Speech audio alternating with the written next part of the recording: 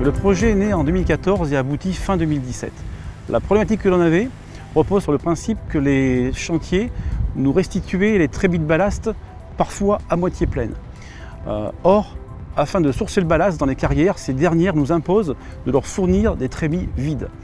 De ce fait, on se devait de vider les trémies sur des voies de service. On a donc décidé de concevoir un outil simple et efficace de façon à simplement pouvoir décharger nos trémies au sein d'une plateforme logistique. Monsieur Crochet a pris contact avec nous pour élaborer une machine qui serait capable de venir décharger des wagons avec une hauteur très limitée. La machine, quand elle vient se positionner sous le wagon pour pouvoir le décharger, c'est vraiment des types de wagons qui servent à répandre du ballast sur les voies, et l'encombrement qui était à disposition était vraiment très faible. Pour trouver une solution, nous avons réalisé du benchmark en allant visiter une carrière de ballast qui se trouve à Vignat, près d'Argentan, en Basse-Normandie. On a vu un système de convoyeurs fixe à bande. Et là, l'idée a germé de concevoir un système avec ces mêmes convoyeurs à bande, mais avec un système mobile, de façon à pouvoir s'orienter sur l'ensemble des trémies. L'objectif à atteindre avec cette machine, c'était qu'elle soit complètement autonome, donc avec un groupe embarqué. On a juste rajouté après une télécommande pour que ça soit plus simple à utiliser et avec beaucoup de sécurité, puisqu'on dégage l'opérateur de la machine.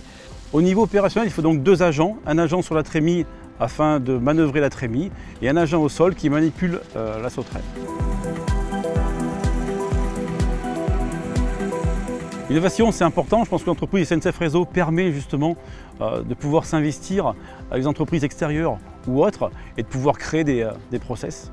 C'est très important d'échanger, de travailler ensemble, puisque je dirais, c'est l'ensemble des gens qui travaillent autour d'une problématique et qui permettent en fin de compte de trouver la solution. Le projet a 4 principaux avantages. Le premier, c'est de pouvoir reconstituer notre stock au sol de ballast à partir des reliquats de chantier. Deuxième point, un gain économique, c'est-à-dire de pouvoir récupérer, nous avons estimé en Normandie, entre 500 et 600 tonnes de ballast à l'année.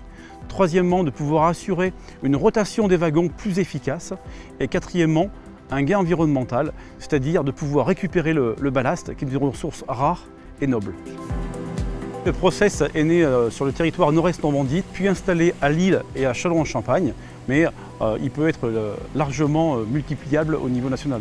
Aujourd'hui, on aurait réellement du mal à se passer de la sauterelle pour la simple et bonne raison qu'il y a une simplicité d'utilisation et il y a un intérêt économique de pouvoir reconstituer les stocks au sol de ballast.